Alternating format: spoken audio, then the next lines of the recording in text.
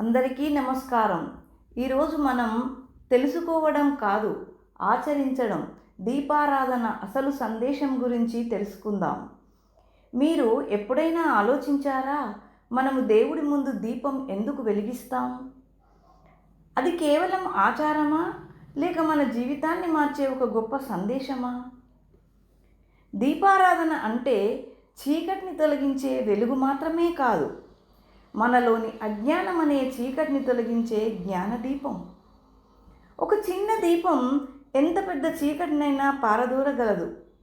అలాగే మనలో ఒక మంచి ఆలోచన మన జీవితాన్ని వెలిగించగలదు. ఒక దీపం మన జీవితానికి గురువు లాంటిది. దీపంలోని నూనె మన కోరికలు, వత్తి మన శరీరం, జ్వాల మన ఆత్మ. దీపం తాను కాలిపోతూ ఇతరులకు వెలుగు ఇస్తుంది. దీపం ఎప్పుడూ పైకి మాత్రమే వెలుగుతుంది. మన ఆలోచనలు కూడా అలా ఉన్నతంగా ఉండాలి. మనిషికి అన్వయం చేయండి, జ్ఞానానికి అన్వయం చేయండి, భక్తికి అన్వయం చేయండి. మరి మనిషికి అన్వయం చేయండి అంటే ఇతరులతో ప్రేమగా ప్రవర్తించండి. జ్ఞానానికి అన్వయం చేయండి అంటే తెలిసిన మంచి విషయాన్ని జీవితంలో పాటించండి. భక్తికి అన్వయం చేయండి అంటే పూజలో మాత్రమే కాదు, జీవితంలో కూడా భక్తిని చూపించండి. విన్నది వినడమే కాదు, ఆచరించినప్పుడు మాత్రమే అది నిజమైన అన్వయం.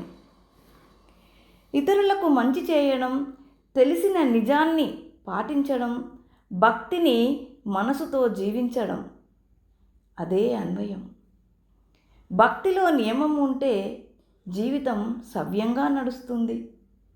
సోమవారం శివుడికి, మంగళవారం హనుమంతుడికి, బుధవారం గణపతికి, గురువారం విష్ణుమూర్తికి, శుక్రవారం లక్ష్మీదేవికి, శనివారం శనిదేవుడికి, ఆదివారం సూర్యనారాయణుడికి.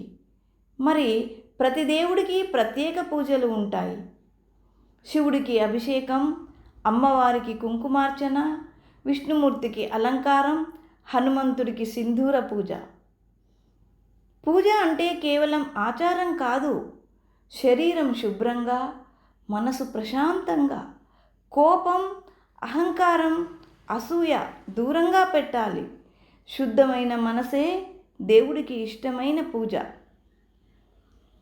దేవుడి ముందు నమస్కారం కేవలం చేతులు జోడించడం కాదు, అది మనలోని అహంకారాన్ని వదిలి దేవుడి ముందు వినయంగా తలవంచడం.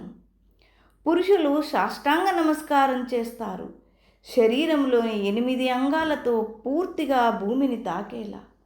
స్త్రీలు పంచాంగ నమస్కారం చేస్తారు, అంటే చేతులు, మోకాళ్ళు నేలపై ఉంచి తలను వంచి భక్తితో నమస్కరించడం.